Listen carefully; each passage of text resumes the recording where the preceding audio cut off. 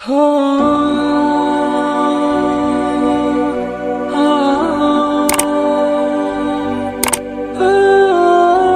اللہ علیہ وسلم التائب من الذنب كمن لا ذنب له او كما قال النبي صلی اللہ علیہ وسلم بارک اللہ لنا ولکم فی القرآن العظیم ونفعنا وإياكم بالآيات والذكر الحكيم أستغفر الله لي ولكم ولسائر المسلمين فاستغفروه إنه هو الغفور الرحيم اللهم صل على سيدنا محمد وعلى آل سيدنا محمد وبارك وسلم عليه.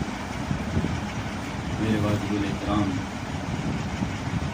سامعین ذی وقار، اللہ رب العزت کے فضل و کرم سے ہم رمضان المبارک کے آخری عشرے میں داخل ہو رہے ہیں. میں نے آپ حضرات کے سامنے قرآن مجید کی جو آیت تلاوت کی ہے، اس آیت میں مجھ جیسے گناہ گاروں کے لیے بہت بڑا سہارا اور بہت بڑی تسلی موجود ہے. اللہ رب العزت قرآن میں ارشاد فرماتے ہیں قل یا عبادی الذین اسرفوا علی انفسہم لا تقنطوا من رحمت اللہ، کہ اے میرے بندو، آپ اللہ رب العزت کا خطاب کا انداز دیکھیے. ان لوگوں کو خطاب ہے جو کہ صبح سے لے کر رات تک گناہ کرتے ہیں، اللہ کی نافرمانیاں کرتے ہیں، اللہ کے خلاف بغاوت کرتے ہیں، اللہ کی منشا کے خلاف چلتے ہیں. اور اللہ انہیں کیا کہہ رہے ہیں؟ یا عبادی، اے میرے بندو. تصور کیجئے، بیٹا اپنے باپ کی چھوٹی سی بات نہ مانے تو باپ کہتا ہے تو میرا پتر ہی نہیں. بیٹی اپنی ماں کی چھوٹی سی نافرمانی کر دے، ماں کہتی ہے تو میری دی ہی نہیں. بیٹے کو تو باپ کہہ سکتا ہے، اللہ معاف کرے. اب ہمارے ہاں معاملہ یہ ہے کہ اگر باپ بیٹے کو کچھ تھوڑی سی بات کہہ دے، وہ کہتا ہے کہ میں اپنے پیو نال بولنا ہی نہیں ہے، میں پیو ہی نہیں، میں گھر ہی چھڑ رہے ہیں. یہ عام باتیں ہیں، بچے گھر چھوڑ کے بھاگ جاتے ہیں. اور ہم ساری زندگی اللہ کی نافرمانیاں کر رہے ہیں، صبح سے لے کر رات تک اللہ رب العزت کی نافرمانیوں میں ڈوبے ہوئے ہیں. صبح اٹھتے ہیں گناہ کرنا شروع کرتے ہیں اور رات سونے تک گناہ کرتے ہیں. لیکن اس سب کے باوجود اللہ پاک کہتا ہے کہ یا عبادی، اے میرے بندو. اللہ کی اس محبت پہ مر نہ جائے بندہ. اتنا شفیق رب، اتنا مہربان رب، اتنا محبت کرنے والا رب، اتنا اپنے بندے کو خود بنا کر اور پھر اسے کہتا ہے یا عبادی، اے میرے بندو. اور یہ خطاب صرف یہ نہیں کہ اسے ہے 80 سال کا بوڑھا ہو، ساری زندگی اس نے رب کا نام لیا ہی نہیں، ساری زندگی اس نے کوئی نیکی کی ہی نہیں، گناہ ہی گناہ کر رہا ہے، گناہ ہی گناہ کر رہا ہے. یہ اللہ اسے بھی کہہ رہا ہے یا عبادی، ہے میرے بندے. اور علماء کرام تو فرماتے ہیں کہ اس آیت کا جو شان نزول ہے نا، اس آیت کا جو شان نزول ہے، یہ آیت نازل ہوئی، اس آیت کا شان نزول بڑا عجیب واقعہ ہے. مسلمانوں کا جو دوسرا غزوہ ہوا تھا نا، اس غزوہ کو غزوہ احد کہتے ہیں. آپ علیہ الصلوۃ والسلام کے حضرت عبد المطلب جو تھے نا، بات تھوڑی پیچھے آپ کو سمجھا کے لے آؤں. حضور علیہ السلام کے دادا جو عبد المطلب تھے، ان کے 10 بیٹے تھے. کتنے بیٹے تھے؟ 10 بیٹے تھے. ان 10 بیٹوں میں سے ایک حضور علیہ السلام کے والد حضرت عبداللہ تھے. ان 10 کے 10 بیٹوں میں جو سب سے زیادہ جسم میں روب میں، قوت میں، طاقت میں پورے عرب کے اندر قریشیوں پر جن کا روب تھا نا، ان کا حضرت حمزہ، حضور کے چچا حضرت حمزہ۔ حضرت ابو طالب وہ تو بیچارے سادہ شریف النفس تھے، جو حضرت علی کے والد تھے، جن کے پاس رسول اللہ صلی اللہ علیہ وسلم نے پرورش پائی ہے۔ ان کا نام شرافت میں آتا تھا، معزز تھے اور غریب تھے، انتہائی غربت کی حالت میں تھے۔ ان سب میں سے مالداری کے اعتبار سے، سرداری کے اعتبار سے جس کا نام آتا تھا نا ان 10 کے 10 بھائیوں میں، تو وہ حضرت حمزہ کا۔ چنانچہ رسول اللہ صلی اللہ علیہ وسلم کی بڑی دلی خواہش تھی کہ میرا یہ چچا مسلمان ہو۔ اگر یہ میرا چچا مسلمان ہو گیا نا تو پھر، اور میرے ساتھ کھڑا ہو گیا تو پھر مجھے کوئی پرواہ نہیں۔ رسول اللہ صلی اللہ علیہ وسلم ایک مرتبہ بیت اللہ پاک جو ہے وہاں پر قریش مکہ کے بڑے سردار ابو جہل ہو گیا، ابو لہب، بڑے یہ سارے بیٹھے تھے۔ رسول اللہ صلی اللہ علیہ وسلم گئے، انہوں نے ان کو جا کے دعوت دی تھی۔ تو ابو جہل جو ہے اس نے، اس بدبخت ملعون نے رسول اللہ صلی اللہ علیہ وسلم کو نعوذ باللہ گالیاں دی۔ یہاں پر اس کی بس نہ ہوئی، بلکہ اس نے رسول اللہ صلی اللہ علیہ وسلم کو پکڑا اور پیٹنا شروع کر دیا، مارنا شروع کر دیا، بیت اللہ پاک کے بالکل پاس مارنا شروع کر دیا رسول اللہ کو۔ اور یہ سارا واقعہ جو ہے یہ حضرت حمزہ کی ایک باندی تھی، وہ دیکھ رہی تھی۔ حضرت حمزہ گھوڑے پر سوار ہو کر، اسلحہ وغیرہ لگا کر شکار پہ گئے ہوئے تھے، سردار تھے۔ شکار سے واپس آئے تو وہ باندی جرأت کر کے اس نے اپنے آقا کے گھوڑے کی لگام پکڑ لی اور اس نے کہا کہ اے حمزہ، تیرے بھتیجے محمد کو اس لیے مارا جاتا ہے کہ وہ یتیم ہے، اس کا باپ اس کی پیدائش سے پہلے اس کا ساتھ چھوڑ گیا، اس لیے تیرے بھتیجے کو یہ سارے سردار مارتے اور پیٹتے ہیں کہ اس کا کوئی والی وارث کوئی نہیں۔ حضرت حمزہ کو جلال آ گیا۔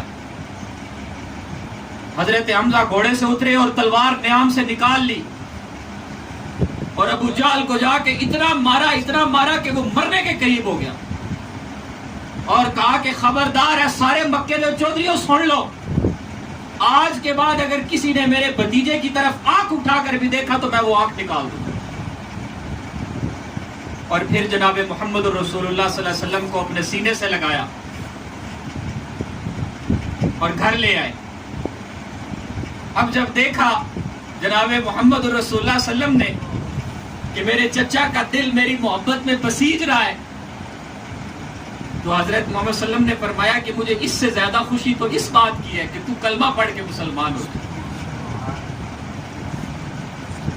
حضرت حمزہ نے کہا کہ ٹھیک ہے اے بھتیجے، اگر تو اس میں خوش ہوتا ہے تو پڑھا کلمہ، آج ہم کلمہ پڑھتے ہیں، مسلمان ہو۔ رسول اللہ صلی اللہ علیہ وسلم فرماتے ہیں کہ مجھے کسی کے اسلام لانے کی اتنی خوشی نہیں ہوئی جتنی مجھے 2 لوگوں کے اسلام لانے کی خوشی ہوئی، ایک حضرت عمر رضی اللہ تعالیٰ عنہ اور دوسرے حضرت حمزہ رضی اللہ عنہ۔ حضرت حمزہ مسلمان ہو گئے۔ حضرت حمزہ کا اسلام قبول کرنا تھا کہ پورے مکے کے اندر، سارے کافروں کے اندر تشویش کی لہر دوڑ گئی۔ انہوں نے کہا کہ ہم نے جتنی تدبیریں کی تھی، جتنے منصوبے بنائے تھے نعوذ باللہ رسول پاک کو ختم کرنے کے، آج حمزہ مسلمان ہو گیا، اب تو اس دین اسلام کو پھیلنے سے کوئی نہیں روک سکتا۔ پھر حضرت عمر بھی مسلمان ہو گئے۔ بالکل حضرت حمزہ کے اسلام قبول کرنے کے تقریباً بعض روایات میں آتا ہے صرف 4 دن کا فرق ہے۔ 4 دن پہلے حضرت حمزہ نے اسلام قبول کیا اور 4 دن بعد حضرت عمر نے بھی اسلام قبول کیا۔ حضرت حمزہ نے اسلام قبول کیا، تلوار نکالی اور آ گئے بیت اللہ کے پاس اور کہا کہ اگر میں بیت اللہ کا طواف کرنے لگا ہوں، اگر کسی کو اپنی بیوی بیوہ کرانی ہو، اپنے بچے یتیم کروانے ہو، اگر کسی کو شوق ہو تو وہ آئے آ کے میرا مقابلہ کرے. سارے مکے کے چودھری سارے وہاں کھڑے تھے, سارے دیکھ رہے تھے, کسی میں ہمت نہیں ہوئی کہ وہ حمزہ کو ہاتھ لگا سکے. اور جب حضرت عمر مسلمان ہوئے, حضرت عمر نے کہا یا رسول اللہ ہم حق پر نہیں ہیں, آئے ہم کھل کر نماز پڑھیں گے, اور میں دیکھتا ہوں کہ کون ہے جو ہمیں نماز پڑھنے سے روک سکے. ان دو شخصیات کے اسلام لانے سے رسول اللہ صلی اللہ علیہ وسلم کو بڑی خوشی ہوئی. چنانچہ 3 ہجری ہجرت مدینہ کا 3را سال, رسول اللہ صلی اللہ علیہ وسلم نے صحابہ کو اعلان فرمایا کہ غزوہ احد کی تیاری کرو. دوسری جنگ تھی مسلمانوں کی کافروں کے ساتھ, جو بڑی جنگیں, ویسے تو چھوٹے موٹے جھڑپیں تو لگتی رہتی تھی. بڑی جنگ اس سے پہلے بدر کی ہوئی تھی 2 ہجری میں, جو میں نے پہلے بتائی بھی تھی, 17 رمضان کو بیان بھی کی تھی. یہ دوسری جنگ تھی جس کو غزوہ احد کہتے ہیں. یہ بھی بڑا تنگی والا غزوہ تھا. صحابہ کرام رضی اللہ تعالی عنہم اجمعین اس غزوے میں شریک ہوئے. اب بدر کے اندر چونکہ کافروں کے 70 کافر مارے گئے تھے, سارے بڑے بڑے سرداروں کے سر قلم ہو گئے تھے, انہیں بڑی تکلیف تھی اس بات. چنانچہ وہ یہ نیت لے کر آئے تھے کہ ہم نے اپنے ان بدر کے قاتلوں کا, اپنے مقتولوں کا بدلہ لینا ہے, بدر کے مقتولوں کا بدلہ لینا ہے. چنانچہ حضرت ابو سفیان کی بیوی حضرت ہندہ, یہاں ایک بات سمجھ لیں, حضور علیہ الصلوۃ والسلام نے ارشاد فرمایا کہ الاسلام یہدم ما کان قبل. یہ حدیث آپ نے یاد رکھنی, میں اس کا ترجمہ بتانے لگا. حضور نبی کریم صلی اللہ علیہ وسلم نے ارشاد فرمایا کہ اسلام اپنے پیچھے سب کچھ جو ہو چکا بندے نے کیا اس سب کو ختم کر دیتا ہے. بات سمجھ میں آئی یا نہیں؟ الاسلام یہدم ما کان قبل, اسلام مٹا دیتا ہے, ختم کر دیتا ہے اس سب کو جو پہلے ہو چکا. ایک بندے نے 100 قتل کیے, ایک بندے نے بڑے گناہ کیے, 80 سال کی عمر کو پہنچ گیا, 100 سال کی عمر کو پہنچ گیا, لیکن جب اس نے کہہ دیا لا الہ الا اللہ محمد الرسول اللہ, تو اس سے پیچھے کسی بات کی کوئی پوچھ نہیں. بات سمجھ میں آ گئی؟ بعض بے دین لوگ, بد عقیدہ لوگ, کج عقیدہ لوگ, جن کے عقیدے کے اندر کجی ہے, وہ ان واقعات کو اچھال کر نعوذ باللہ رسول اللہ صلی اللہ علیہ وسلم کے وہ صحابہ جنہوں نے بعد میں اسلام قبول کیا ان کے اوپر انگلی اٹھاتے کہ جی انہوں نے تو یہ کیا, انہوں نے تو فلاں موقع پہ جنگ کی. اس میں کوئی شک نہیں, یہ یاد رکھنا, یہ ہمارا اہل سنت کا عقیدہ ہے, اس میں کوئی شک نہیں کہ جنہوں نے پہلے اسلام قبول کیا یہ ان کی شانوں کو نہیں پہنچ سکتے. وہ جو سب سے پہلے اپنا سارا کچھ حضور پہ لٹانے والا صدیق ہے, اس کو کائنات کے سارے مسلمان مل جائیں پھر بھی نہیں پہنچ سکتے.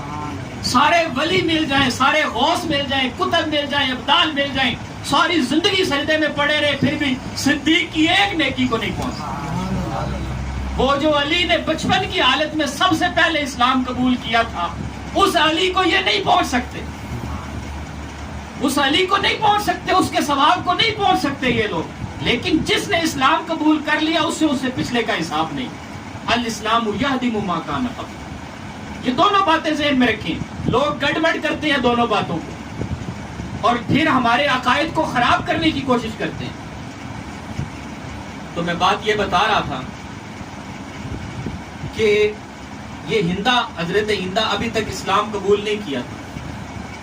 سردار کی بیٹی تھی, سردار کی بیٹی تھی. خامد بھی سردار تھا, ابو سفیان اس وقت مکے کے سردار تھے. ان کا والد, ان کے 2 بھائی غزوہ بدر کے اندر قتل ہوئے. یہ ابو سفیان کو ابھارتی تھی کہ میرا بھائی, میرے 2 بھائی سگے قتل ہو گئے. یہ ایک فطری چیز ہے, اگر کسی خاتون کے 2 بھائی چلے جائیں, اس کا خامد قتل ہو جائے, اس کا والد قتل ہو جائے, تو اس کے اندر شدت اور نفرت کے کتنے جذبات ہوں گے. اور بعض حضرات تو فرماتے ہیں کہ ابو سفیان خوف کی حالت میں تھے، جنگ نہیں کرنا چاہتا تھا، میں وہ حالت ہوگی، لیکن مکے کی عورتوں نے مجبور کیا ابو سفیان کو کہ جانا ہے اور ہم نے جنگ کرنی، بدلہ لینا ہے۔ حضرت وحشی بن حرب، حضرت وحشی بن حرب ایک حبشی غلام تھے۔ بعض حضرات کہتے ہیں کہ یہ ایتھوپیا کا جو علاقہ ہے نا اس وقت موجودہ، وہاں سے ان کا تعلق تھا، اور بعض کہتے ہیں کہ نہیں، یمن کا کوئی قبیلہ تھا، اس قبیلے سے تعلق رکھتے تھے۔ پہلے زمانے میں چونکہ غلاموں کی خرید و فروخت ہوتی تھی، بکتے بکاتے مکے پہنچ گئے۔ ان کے بارے میں مشہور یہ تھا کہ اس کی نیزہ بازی بڑی مشہور ہے، جہاں نیزہ پھینکتا ہے اس کا نشانہ نہیں چوکتا۔ جب ہندا کو پتہ چلا، انہوں نے بڑی کثیر رقم دے کر یہ وحشی بن حرب نامی غلام کو خرید لیا اور ان کو ٹرینڈ کیا اس بات کے لیے کہ آپ نے میرے والد اور میرے بھائیوں کا بدلہ لینا ہے۔ چونکہ بدر میں ان کے والد کو قتل کیا تھا حضرت امیر حمزہ نے، ان کو مسئلہ امیر حمزہ سے تھا کہ انہوں نے میرے والد کو قتل کیا۔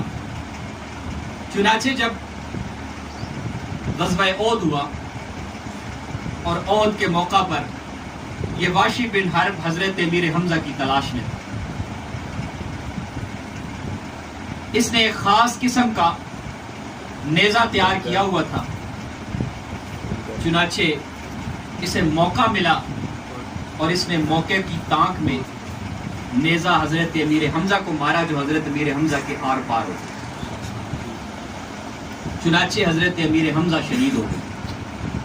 اس غزوے میں ابتداءً تو مسلمان فتح کی حالت میں تھے، صرف وہ تیر انداز جن کو رسول اللہ صلی اللہ علیہ وسلم نے درے پہ تعینات کیا تھا، ان کی یہ خطا تھی۔ اور یہ بات یاد رکھیں کہ چاہے صحابہ ہوں چاہے آل بیت ہوں، وہ محفوظ عن الخطا ہیں۔ یہ میری بات ذہن میں رکھیں، وہ محفوظ عن الخطا ہیں۔ محفوظ عن الخطا کا مطلب یہ ہے کہ ان سے غلطی ہو سکتی ہے، رہ نہیں سکتی۔ بات سمجھ میں آ گئی؟ نبی معصوم ہے، نبی سے غلطی ہو ہی نہیں سکتی، نبی سے گناہ ہو ہی نہیں سکتا، کیونکہ اگر نبی سے بھی گناہ ہو جائے تو پھر امت اور نبی میں فرق نہیں رہے۔ لیکن صحابہ کی جو ذوات ہے یا آل بیت پاک کی جو ذاتیں ہیں، ان سے غلطی ہو سکتی ہے۔ اگر کوئی کہے ان سے قرآن کا عقیدہ، ان سے غلطی ہو سکتی ہے، لیکن ان کی غلطی رہ نہیں سکتی، اللہ انہیں توبہ کی توفیق عطا فرما دے۔ بات سمجھ میں آ گئی؟ یہ اہل سنت کا عقیدہ۔ بعض لوگ یہ کہتے ہیں کہ جی آل بیت کو اللہ نے قرآن میں کہا انما یرید اللہ لیذھب عنکم الرجس اہل البیت، کہ اللہ پاک نے ان سے گندگی کو دور کر دیا۔ تو چنانچہ وہ عقیدہ یہ بنا لیتے ہیں کہ جی اہل بیت جو ہیں وہ نبیوں کی طرح معصوم ہیں۔ اگر اہل بیت بھی نبیوں کی طرح معصوم ہو، یہ اہل سنت کا عقیدہ نہیں، پھر نبی اور غیر نبی میں فرق نہیں رہے۔ بات سمجھ میں آ گئی؟ اس لیے ہمارا عقیدہ یہ ہے کہ ان سے غلطی تو ہو سکتی ہے، لیکن ان سے غلطی رہ نہیں سکتی، اللہ پاک انہیں فوراً توبہ کی توفیق دے دیتے۔ تو میں بات یہ کر رہا تھا کہ چنانچہ حضرت امیر حمزہ شہید ہو گئے۔ حضرت امیر حمزہ کی شہادت کے بعد حضرت ہندا نے ان کی لاش کو تلاش کیا، ان کی لاش کو تلاش کیا، اور تلاش کرنے کے بعد عربوں میں یہ معمول تھا، جس سے زیادہ تعصب، زیادہ نفرت یا زیادہ غصہ ہوتا تھا اس کا مسئلہ کرتے تھے۔ مسئلے کا مطلب یہ ہوتا تھا کہ اس کے ناک بھی کاٹ دیتے تھے، کان بھی کاٹ دیتے تھے، اس کا پیٹ بھی چاک کر دیتے تھے۔ چنانچہ چونکہ حضرت ہندا کو شدید غصہ تھا، والد کو قتل کیا، 2 بیٹوں کو قتل کیا، تو چنانچہ ان حضرت امیر حمزہ کا ناک بھی کاٹ دیا، حضرت امیر حمزہ کے کان بھی کاٹ دیے، حضرت امیر حمزہ کا جگر بھی چاک کر دیا، اور بعض روایات کے مطابق ان کے جگر چاک کر کے اس کا کلیجہ بھی نکالا۔ رسول اللہ صلی اللہ علیہ وسلم جب اپنے چچا کی ناش پہ آئے دو مقام ایسے ہیں جہاں رسول اللہ صلی اللہ علیہ وسلم کے آنسو نکلے. ایک اپنے تیسرے بیٹے کی وفات پر کفار تانے دیتے تھے کہ ان شانیہ کا ہوا الابتر، کہ یہ محمد تو اب بے نسلہ ہو جائے گا، اس کی تو نسل نہیں چلے گی. تو جب تیسرا بیٹا بھی فوت ہو گیا تو رسول اللہ صلی اللہ علیہ وسلم کے آنسو آ گئے، اور وہ پدری محبت کے آنسو تھے. اور دوسرا موقع یہ تھا کہ حضرت امیر حمزہ رضی اللہ تعالی عنہ کی جب نعش دیکھی، ان کا جب آنکھ اور ان کے کان اور ان کے ناک کٹا دیکھا، تو حضور علیہ الصلوۃ والسلام کے سے برداشت نہ ہوا، رسول اللہ صلی اللہ علیہ وسلم کی آنکھوں سے آنسو آ گئے. رسول اللہ صلی اللہ علیہ وسلم کے سب سے محبوب چچا، جن کے اسلام لانے پر رسول اللہ کو سب سے زیادہ خوشیاں ہوئی اور اسلام کو تقویت ملی، آپ علیہ الصلوۃ والسلام کا غم کتنا ہوگا ہم سوچ بھی نہیں سکتے. وقت گزرتا رہا، چنانچہ یہ معاہدہ تھا ہندا کا واشی بن حرب سے. وہ جو غلام تھا اس سے ہندا کا یہ معاہدہ تھا کہ اگر تو امیر حمزہ کا سر لائے تو میں تجھے آزاد کروں گی. چنانچہ وعدے کے مطابق ہندا نے واشی بن حرب کو آزاد کر دیا. اب واشی بن حرب مکے سے چلا گیا دور علاقوں میں، کہیں یمن میں رہا، پھر یمامہ میں رہا. 3 ہجری کو یہ واقعہ ہوا، 9 ہجری آ گئی. 3 ہجری کو واقعہ ہوا، 9 ہجری آ گئی. پورے 6 یا 7 سال اس واقعے کو گزر گئے. اب چونکہ پورے عرب کے اندر اسلام کا ڈنکا بج چکا تھا، جب فتح مکہ ہوا اور اس کے بعد لوگ جوک در جوک اسلام میں داخل ہونے لگے، رسول اللہ صلی اللہ علیہ وسلم کا دین حقانیت کی طرح واضح ہو گیا، روزے روشن کی طرح واضح ہو گیا. اب واشی بن حرب کے دل میں خیال آیا کہ میں نے تو اتنا بڑا ظلم کیا، میں نے تو رسول اللہ کے سگے چچا کو شہید کیا، میری تو بخشش نہیں ہو سکتی. میں نے تو رسول اللہ صلی اللہ علیہ وسلم کو آنسو رلا دیے، میری بخشش نہیں ہو سکتی. اس کے دل کے اندر اسلام کا داعیہ پیدا ہوا. اب اس نے رسول اللہ صلی اللہ علیہ وسلم کو وہاں سے خط لکھا، اور اس نے خط لکھا کہ میرے دل کے اندر اسلام کا داعیہ پیدا ہو چکا ہے اور میں اسلام قبول کرنا چاہتا ہوں، لیکن مجھے لگتا ہے کہ میری بخشش نہیں ہوگی. مجھے لگتا ہے کہ آپ بھی مجھے معاف نہیں کریں گے، کیونکہ مجھ سے بہت بڑی غلطی سرزد ہوئی ہے، میں نے بہت بڑا ظلم کیا ہے. رسول اللہ صلی اللہ علیہ وسلم نے جب وہ خط پڑھا تو رسول اللہ صلی اللہ علیہ وسلم کے پھر آنسو آئے. آپ علیہ السلام نے وہ خط رکھ دیا، جواب نہیں دیا. واشی بن حرب نے دوسرا خط لکھا، اس کا بھی جواب رسول اللہ نے نہیں دیا، ہمت ہی نہیں پڑی جواب دینے کی. جب تیسرا خط لکھا تو اللہ رب العزت نے جبرائیل امین کو بھیج دیا. جبرائیل امین کو کہا کہ اے جبرائیل امین جا اور جا کے میرے محبوب کو یہ بتلا دے کہ قل یا عبادی الذین اسرفوا علی انفسہم لا تقنطوا من رحمت اللہ، کہ اے میرے وہ بندو جنہوں نے گناہ کر کے اپنے اوپر ظلم کیا، وہ میری رحمت سے مایوس نہ ہو. ان اللہ یغفر الذنوب جميعا، اللہ تمہارے سارے گناہوں پر آ کر یہ آیت سنائی. رسول اللہ صلی اللہ علیہ وسلم سجدہ ریز ہو گئے اور کہا کہ واقعی اللہ پاک اپنے بندوں سے 70 ماؤں سے زیادہ پیار کرتے ہیں. یہ بندہ صبح سے لے کر رات تک اللہ کی نافرمانیاں کرتا ہے، یہ بندہ اللہ کے حکم توڑتا ہے، اللہ پاک اس پر نعمتوں کی بارش کرتے ہیں اور یہ آگے سے بغاوتوں کی حد کرتا ہے. اللہ پاک نے ہمیں نعمتیں دی اور ہم نے ان نعمتوں کے بدلے اللہ کی نافرمانیاں کی.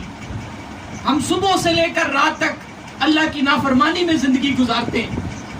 ہمارے پاس اپنے مکان کے لیے، اپنی دکان کے لیے، اپنی تجارت اور ملازمت کے لیے، اپنی زراعت کے لیے تو وقت ہے، لیکن 5 منٹ ایسے ہمارے پاس نہیں کہ ہم اللہ سے اپنی راز و نیاز کی باتیں کر سکیں.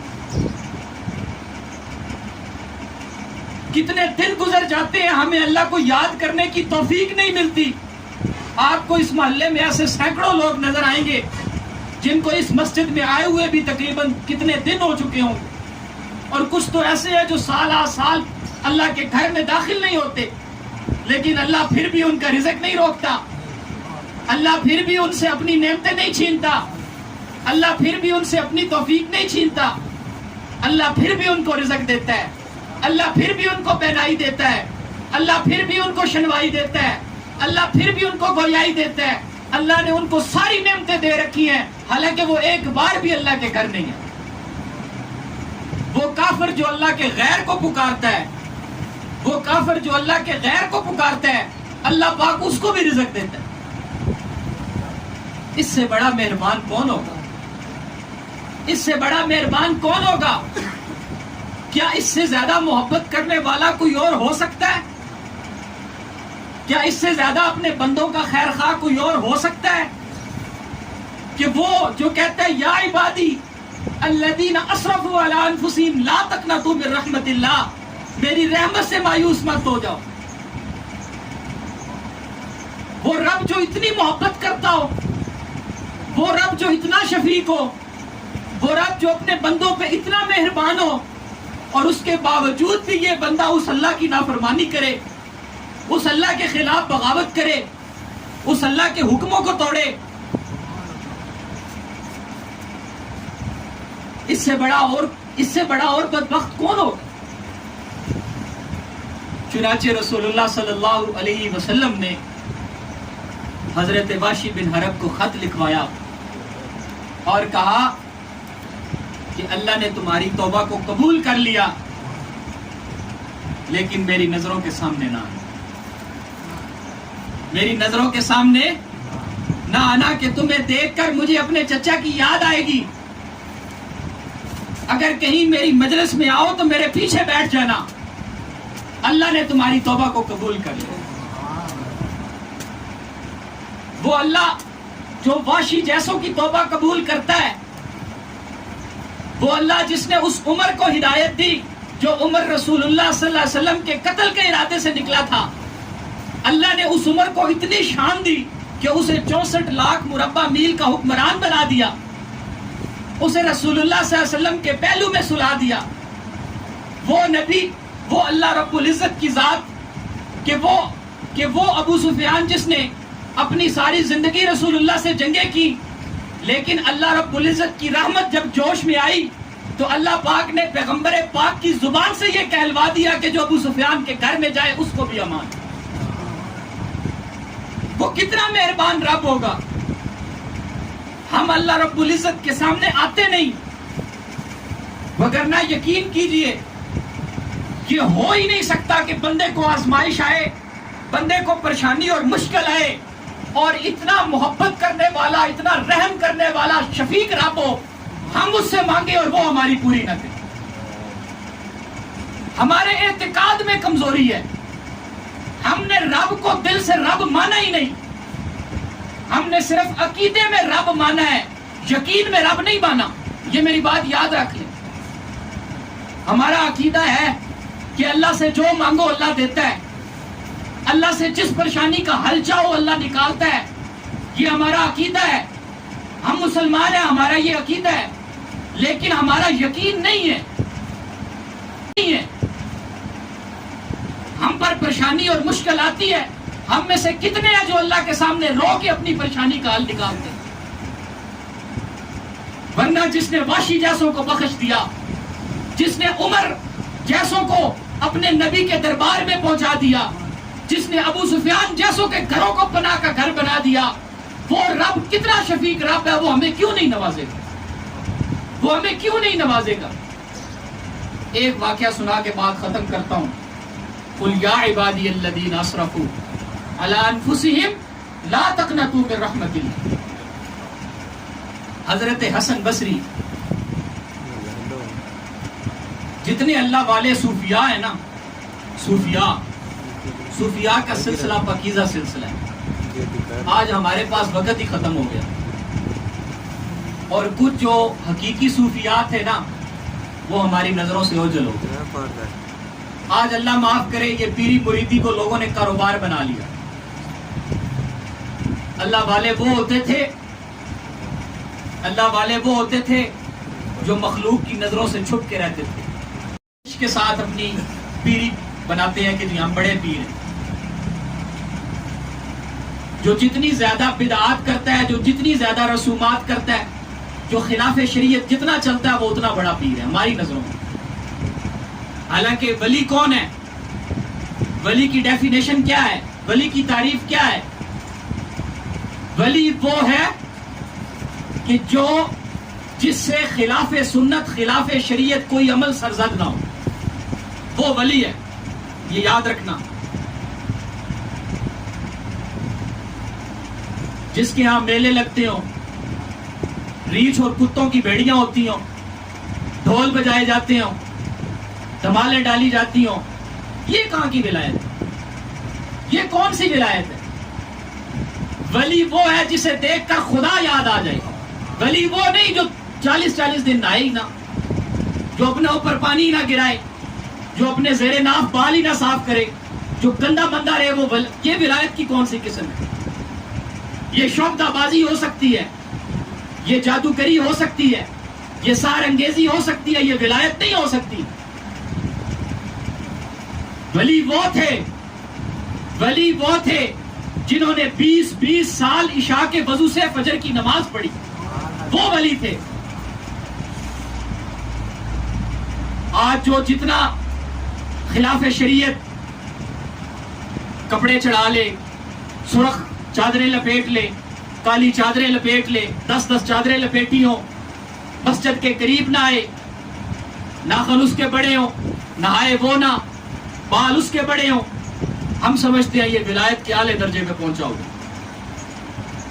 اپنے عقائد کو درست کرے خدا کے لیے. ولی تھے حضرت حسن بصری جیسے، ولی تھے حضرت جنید بغدادی جیسے، ولی تھے جناب حضرت معین الدین چشتی جیسے، حضرت نظام الدین اولیاء جیسے. یہ لوگ تھے ولی کہ جو سارا دن مخلوق خدا کو اللہ کے در پہ لاتے تھے اور رات کو خود اللہ کے در پہ روتے تھے اور مخلوق کے لیے مانگتے تھے. یہ ولی ہیں. جس کی نظر لوگوں کی جیبوں پر ہو، جس کی نظر لوگوں کے مال پہ ہو، لوگوں کے ہدیوں پہ ہو، وہ کہاں کا ولی ہو سکتا ہے؟ ولایت کی پہلی سیڑھی یہ ہے کہ وہ لوگوں سے مستغنی کر دیتی ہے، لوگوں سے بے نیاز کر دیتی ہے، لوگوں پر سے اس کی کوئی امید نہیں رہتی، اس کی ساری امیدیں اللہ سے وابستہ ہو جاتی. وہ ایک اللہ والے تھے. ان کے بارے میں کسی نے کہا کہ یہ بہت بڑے ولی ہیں، بہت بڑے پیر ہیں. اس بندے کو بڑا اشتیاق ہوا کہ یار بڑا پیر ہوگا. ہم نے پیری پتہ کیا سمجھی ہے؟ کہ جو جس سے کرامتیں ہوں، جو ہوا میں اڑ جائے، جو کسی چیز کو گم کر دے، وہ ولی ہے. تو وہ انہیں بڑا اشتیاق ہوا کہ یار میں اس ولی کی زیارت کرنا ثواب ہے. یہ اہل سنت کا عقیدہ ہے، یہ ذہن میں رکھنا. ولیوں کے پاس جانا چاہیے. جو صاحب شریعت ولی ہو، اس کے پاس جائیں، اس کے پاس بیٹھیں، اس سے فیض لیں، اس سے بیعت کریں. یہ عین دین ہے، عین اسلام ہے. اس سے ہمارے دلوں کو سکون ملتا ہے، ہماری روحانیت مضبوط ہوتی ہے. لیکن ہر بندے کے پاس نہیں جو صحیح صاحب شریعت ولی ہو، جس کے چہرے پہ سنت رسول ہو، جو سنت اعمال کے مطابق اپنی زندگی گزارتا ہو، وہ اللہ کا ولی ہوتا ہے. تو وہ گئے ان کی زیارت کے لیے. 3 دن ان کے پاس رکے رہے اور 3 دن کے بعد انہیں کہتے کہ میں تو بڑا مایوس ہوا، میرا سفر تو ضائع گیا.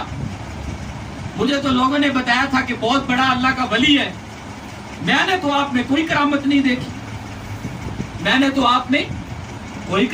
دیکھی، آپ تو اتنے بڑے پیر ہیں. انہوں نے کہا ادھر آؤ. انہوں نے کہا 3 دن میرے پاس رکے ہو، میرا کوئی ایک عمل بھی نبی علیہ السلام کی سنت کے خلاف دیکھا ہے؟ میں پانی پیتا ہوں، کھانا کھاتا ہوں، چلتا ہوں، بیٹھتا ہوں، ہنستا ہوں، میرا کوئی عمل بھی حضور کی سنت کے خلاف دیکھا ہے؟ کہا نہیں دیکھا. کہا اس سے بڑی اور ولایت کیا ہوگی؟ سب سے بڑی ولایت یہ ہے کہ ہم فنا پھر رسول ہو جائیں.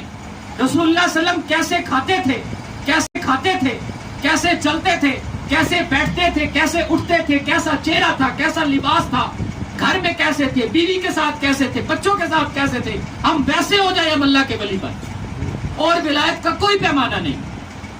ہم اپنے آپ کو حضور کی سنت پہ ڈال دیں، اللہ ہمیں ولایت کے اعلیٰ درجے پہ پہنچا دے. تو چنانچہ حضرت حسن بصری رحمہ اللہ تعالی ان کا ایک مرید تھا، وہ فوت ہو گیا، اس کا ایک بیٹا تھا. اب جو اس کی گھر والی تھی مرید کی، وہ بھی حضرت حسن بصری سے مرید تھی، ان سے اس کی بیعت تھی. وہ آتی جاتی تھی حضرت حسن بصری کی مجلس میں.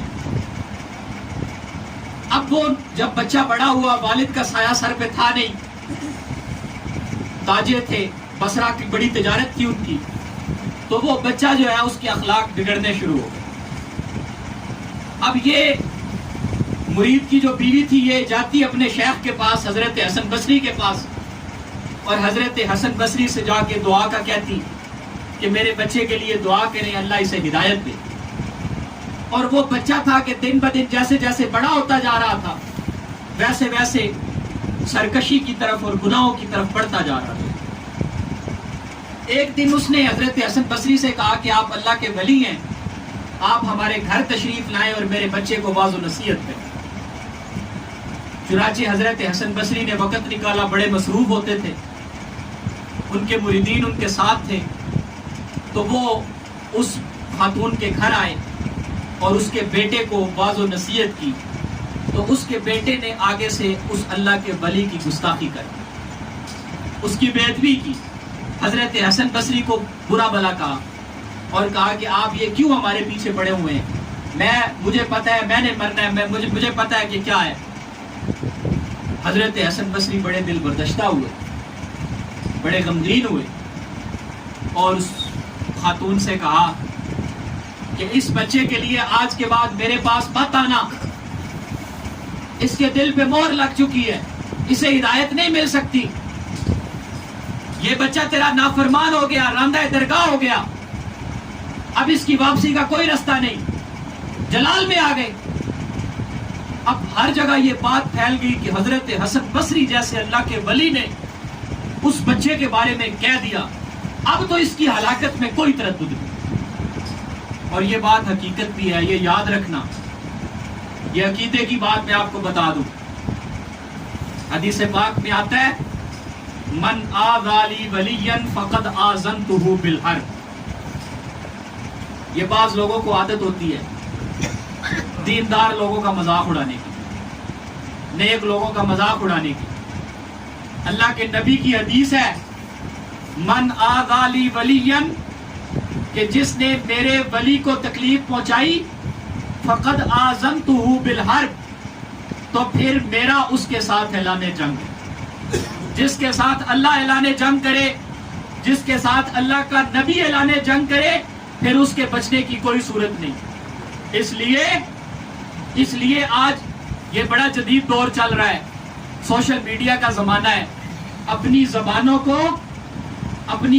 کو اہل بیت کے بارے میں، صحابہ کرام کی مقدس ہستیوں کے بارے میں، اللہ والوں کے بارے میں، یہ اولیاء اور صوفیاء کے بارے میں اپنی زبانوں کو لگام دے کے رکھیں. کہیں ایسا نہ ہو کہ ہماری زبان سے کوئی ایسا جملہ کسی کے بارے میں نکل جائے اور پھر اللہ اور اللہ کے نبی کی ہمارے ساتھ اعلان جنگ ہو. ان لوگوں کا ساتھ مت دیں جو اللہ کے ولیوں کے بارے میں الٹی سیدھی باتیں کرتے ہیں. ان کے قریب مت بیٹھیں جو اللہ کے ولیوں کے بارے میں الٹی سیدھی باتیں کہتے ہیں. چنانچہ حضرت حسن بصری رحمہ اللہ تعالی واپس آ گئے.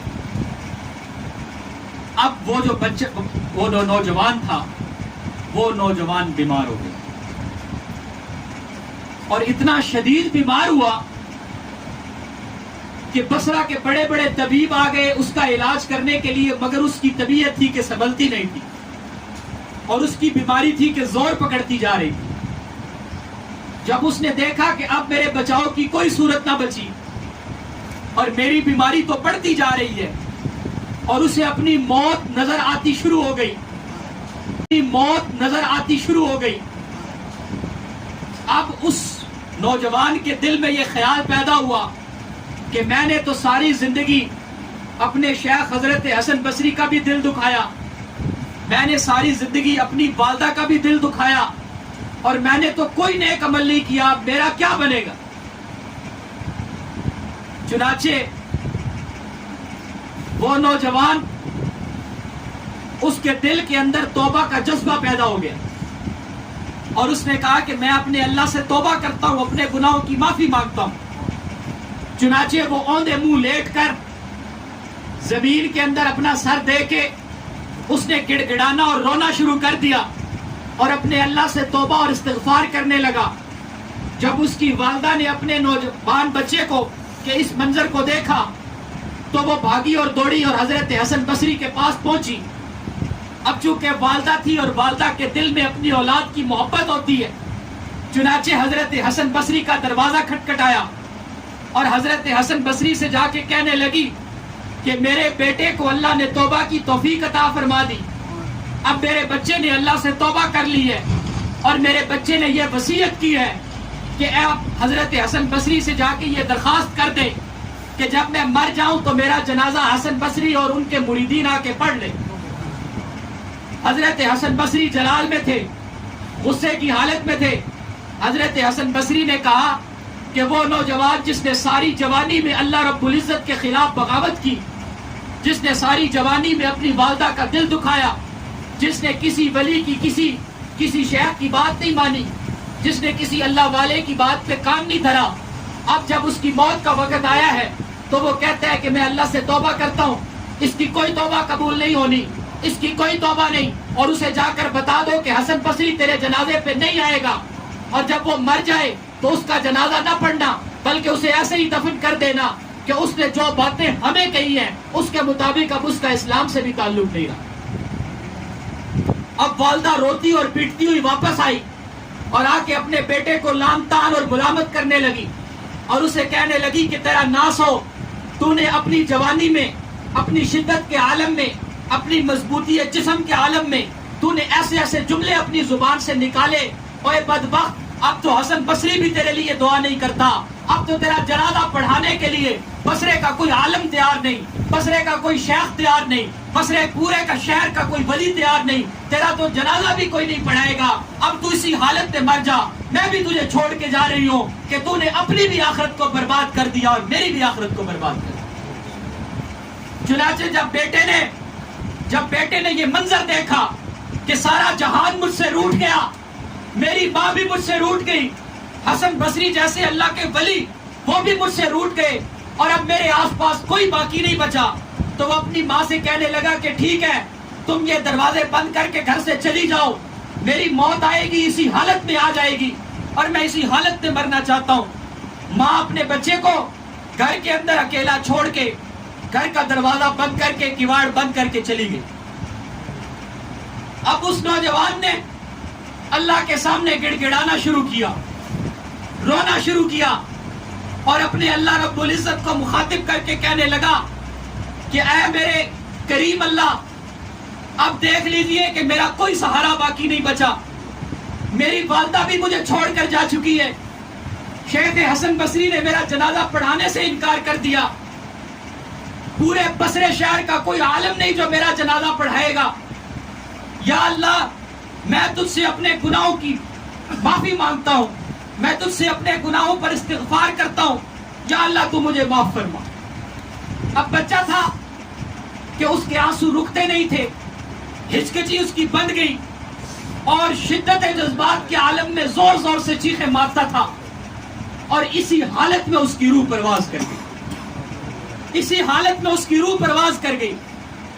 حضرت حسن بصری اپنے گھر سو رہے تھے، خواب کے اندر حضرت حسن بصری کو اللہ رب العزت کی طرف سے یہ اشارہ اور پیغام ملا کہ اے حسن بصری اٹھ، میرے ایک بندہ جس نے میرے ساتھ صلح کر لی، جس نے مجھے منا لیا، جس نے میری محبت کو پا لیا، اور میں نے اس کی توبہ کو قبول کر لیا، میں نے اسے معاف کر دیا، اے حسن بصری اٹھ اور اعلان کر دے اپنے مریدوں میں کہ جو اپنی بخشش کروانا چاہتے ہوں، جو اپنے گناہوں کو معاف کروانا چاہتے ہوں، وہ اس نوجوان کا جنازہ پڑھ لیں۔ وہ اس نوجوان کے جنازے میں شریک ہو جائیں. چنانچہ حضرت حسن بصری دوڑے اور ان کے ساتھ ان کے مریدین کی جماعت تھی. وہ اس نوجوان کے دروازے پر پہنچے. والدہ نے جب یہ منظر دیکھا تو کہا کہ اے حسن بصری آپ کیوں اس دروازے پر آ گئے؟ کہا کہ آج میں اس کے لیے دعائے مغفرت نہیں کرنے آیا بلکہ میں اپنے گناہوں کی معافی مانگنے آیا ہوں. قل یا عبادی الذین اسرفوا علی انفسہم لا تقنطوا من رحمت اللہ. اے میرے وہ بندو جنہوں نے گناہ کر کر کے اپنے اوپر ظلم کیا، میری رحمت سے مایوس مت ہو جاؤ. ان اللہ یغفر الذنوب جميعا. اللہ سارے گناہوں پر اپنی رحمت کا قلم پھیر دیں گے. انہ هو الغفور الرحیم، کہ اس سے بڑا غفور الرحیم کوئی نہیں. آج حقیقت یہ ہے کہ ہم اللہ پاک سے اپنے گناہوں کی معافی مانگتے نہیں. یہ آخری عشرہ جہنم سے چھٹکارے کا اور خلاصی کا عشرہ ہے. اللہ رب العزت کے سامنے گڑ گڑائیے، اللہ پاک سے اپنے گناہوں کی معافی مانگیے، اللہ پاک کو منا لیجئے، کیونکہ اللہ کو منانے کے سوا اور کوئی چارہ ہی نہیں ہے. اللہ کے در کے سوا کوئی اور در ہی نہیں ہے. اگر اللہ پاک ہم سے ناراض ہو گئے، ساری دنیا ہمارے ساتھ ہوئی ہمارا کچھ نہیں ہوگا. اگر اللہ کی ذات ہمارے ساتھ ہو، پوری دنیا ہماری مخالف ہو جائے، ہمیں نہ کوئی فکر ہوگی نہ کوئی غم ہوگا. اللہ رب العزت ہمیں توبہ کی توفیق عطا فرمائے اور توبہ پر خاتمہ نصیب فرمائے. وآخر دعوانا الحمدللہ.